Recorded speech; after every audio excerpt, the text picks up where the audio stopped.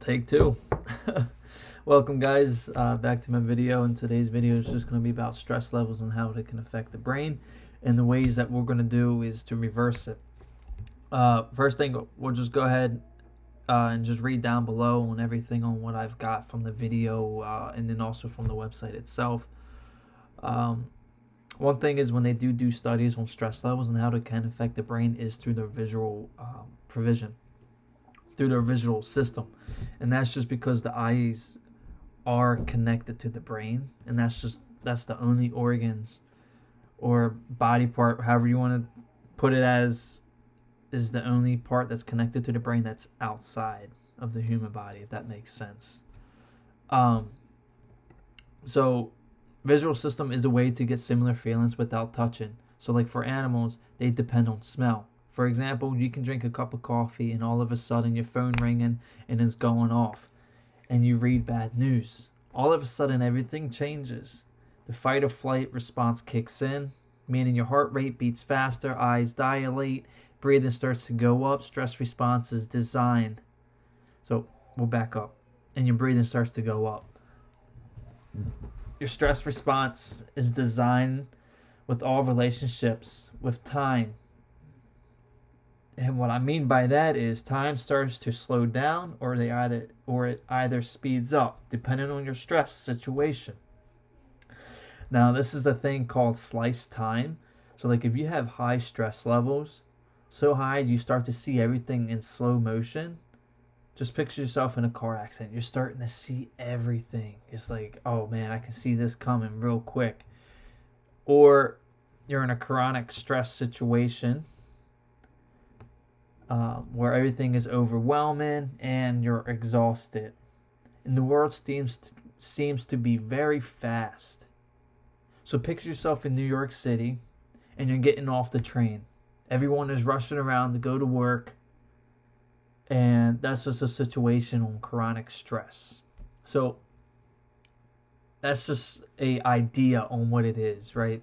Of those two situations. And one way you can do is through nasal breathing. And we'll go ahead and explain that later in the video on how to control stress. The other two's effects are your immune response, which is good for the short term. And like I said, I will leave it down below so you guys can watch the video to understand this a little bit better, because these two I was a little confused on, or I couldn't get much information about it. But the immune response is, I can't really explain it because I didn't really understand it. So I'll go ahead and just skip over that. But I will, like I said, leave it down below. So the immune response is the second one, and heightens is also the last one. One thing is people tend to get mixed up when it comes to stress, fear, and anxiety because they overlap each other. So that's the reason why we kind of get them mixed up. So for example, you can have fear without stress or anxiety, but you can have anxiety and stress without fear. One study they have been doing is with a VR system, and it's the easiest way and probably the only way that they can go in depth on stress and fear, because they can actually create a presence in the VR system world. So like picture yourself underwater. They can put you underwater with sharks, or they can put you in a situation when you're talking on a talk show, right? And what they have found in the people is who have anxiety tend to move their eyesights more and tend to breathe more. The breathing techniques, physiological signs do these when you sleep or if you are in a tight space. Animals do this before they sleep. It's a pattern of breathing where 2 inhales through the nose and 1 exhale out the mouth. And when you do that, it expands your lungs and allows more oxygen in. So what you would do is double inhale. So it'll be, one second, that wasn't it. You want to inhale through your nose and then exhale out your mouth. And you want to do this about 2 or 3 times. So it's kind of weird on camera, but in person it's a little better. So what you would do is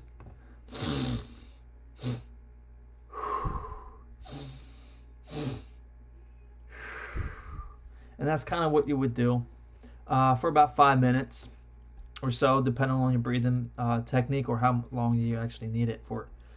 So how can breathing really impact your brain? I won't go into much detail about it, but I will give you the breathing techniques on how to reverse your stress effects on your brain. So the first one is super oxygenated, and you want to do these for about 5 to 10 minutes, breathing intensely for 20 to 30 deep breaths. So in your nose,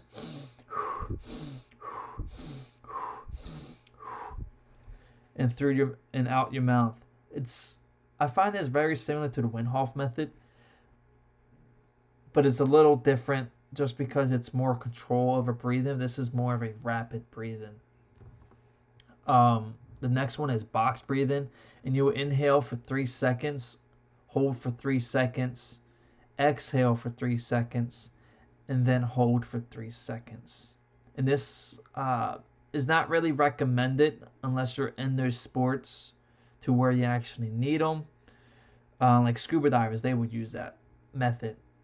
So please don't do it underwater, just because you're either going to float up to the top dead or you're just going to float up to the top alive. So you always want to do these on land, so like in your bed. And the reason behind this is because this is going to increase the tolerance if your body has low oxygen levels. So your body will adapt to low oxygen levels. And the last one is, I believe, nope, I think that's it. Yeah. With these breathing, with these breathing techniques, it's just better for longevity and also better sleep with no waking up. So I gave you guys 3 of the breathing techniques. I will leave them down below on which one is what. But hopefully you guys enjoyed the video. Let me know if you guys have any comments, questions down below. And feel free to leave your comment on the podcast that you guys listen to. It's only 27 minutes long. It's very short and sweet, but it was very informational and helps you understand how your body works when you're breathing. So, thank you guys. Peace out. Stay blessed. Enjoy the rest of your day. And deuces.